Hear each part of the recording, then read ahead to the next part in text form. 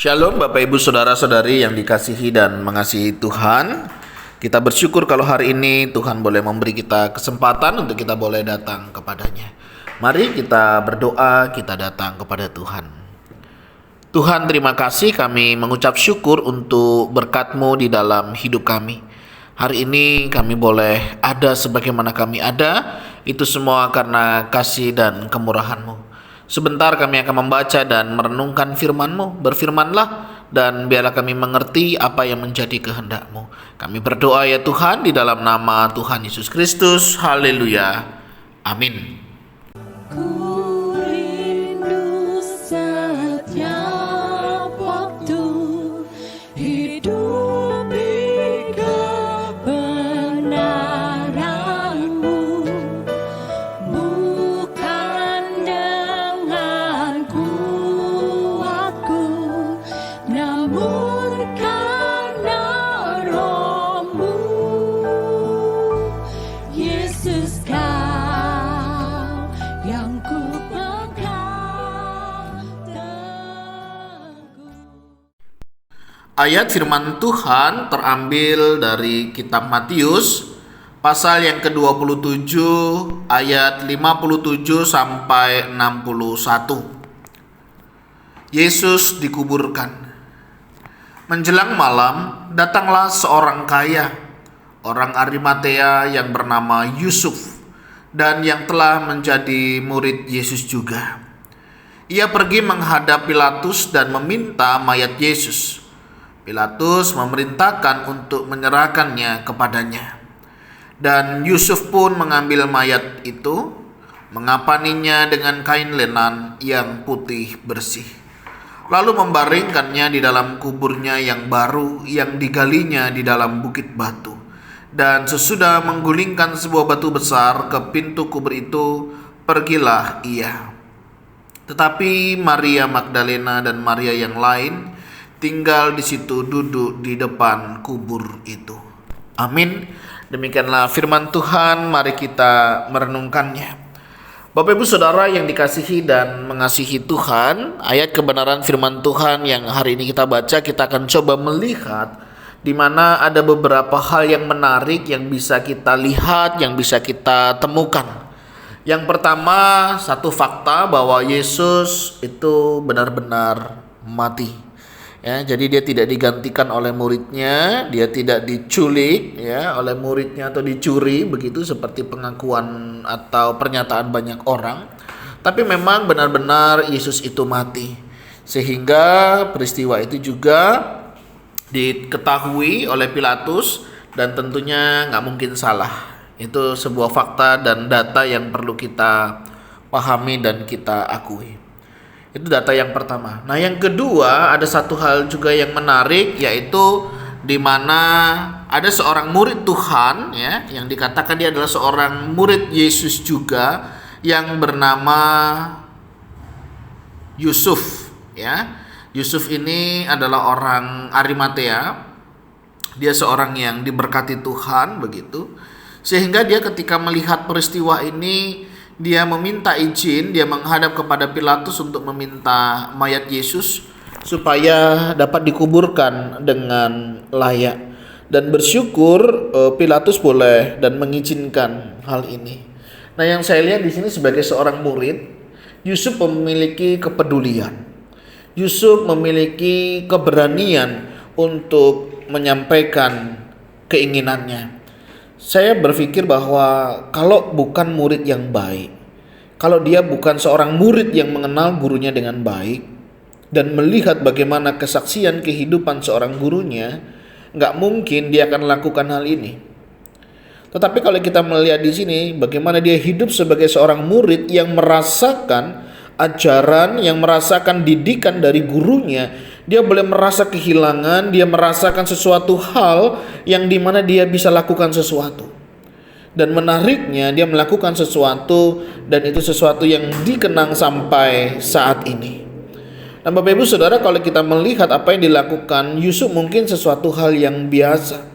Tetapi tidak mungkin hal yang biasa ini sampai dicatat di dalam Alkitab, khususnya di dalam kisah ini. Berarti penulis kitab dalam keberadaan firman Tuhan menganggap ini sesuatu yang penting. Sehingga apa yang dilakukan oleh Yusuf itu diperhitungkan. Artinya, Bapak Ibu Saudara, mungkin hari-hari ini ya, kita sebagai murid-murid Tuhan, mungkin kita diizinkan oleh Tuhan untuk melihat sesuatu, sehingga kita digerakkan untuk melakukan sesuatu. Mungkin hal itu ada sesuatu yang biasa. Mungkin hal itu adalah sesuatu yang mungkin orang lain anggap remeh atau tidak banyak orang mempedulikannya. Tetapi kita atau saudara mau memperhatikan, mau mempedulikan dan mau mengerjakan sesuatu yang biasa ini tetapi dengan hati yang luar biasa, akan berdampak dan memberikan hasil yang berbeda. Belajar dari seorang murid yang bernama Yusuf, hari ini kita diingatkan untuk belajar peka akan apa yang terjadi di lingkungan kita. Bapak Ibu Saudara, sudahkah hari ini kita peka dengan apa yang terjadi di sekitar kita? Di rumah, di tempat bekerja, di lingkungan di mana kita tinggal, atau di mana kita bergereja, atau di komunitas-komunitas di mana Tuhan menempatkan kita. Adakah kepekaan kita melihat, memperhatikan sesuatu yang kita bisa ambil bagian di dalamnya? Yang tentunya hal ini boleh membawa kita menyadari akan keberadaan kita, yang kita sadari di mana kehadiran kita tidak kebetulan, di mana kalau saat ini saudara dan saya ditempatkan. Artinya Tuhan mau memakai setiap kita untuk menjadi perpanjangan tangannya. Kemudian Yusuf pun mengambil mayat itu dan mengapaninya dengan kain lenan yang putih bersih, lalu membaringkannya di dalam kuburnya yang baru, yang digalinya di dalam bukit batu. Dan sesudah menggulingkan sebuah batu besar ke pintu kubur itu, pergilah ia. Dia kerjakan dengan tuntas, dia lakukan dengan tuntas, dan dia memberikan yang terbaik. Saudara, ketika kita melihat sesuatu, kita digerakkan, mari kita ambil bagian di dalamnya dan kerjakanlah dengan tuntas. Ada orang bisa melihat, ada orang bisa memikirkan, tetapi tidak banyak orang bisa melakukannya. Kita bisa punya ide, kita bisa punya rencana, tetapi tidak banyak di antara kita yang bisa langsung menerapkannya.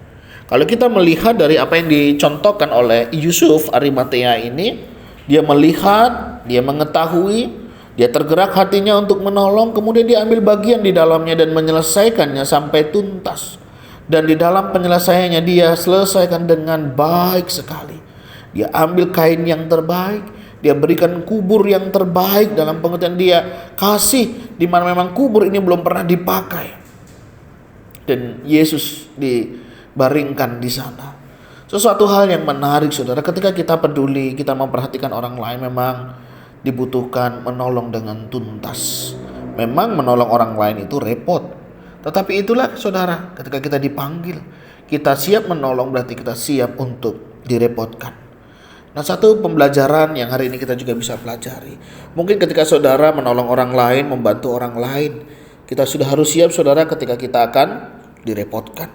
Ketika kita akan diperlakukan begitu ya, kita harus ambil bagian, kita harus memberikan waktu kita harus memberikan segala sesuatunya di sana. Mungkin terporsir saudara, pikiran, tenaga dan semuanya.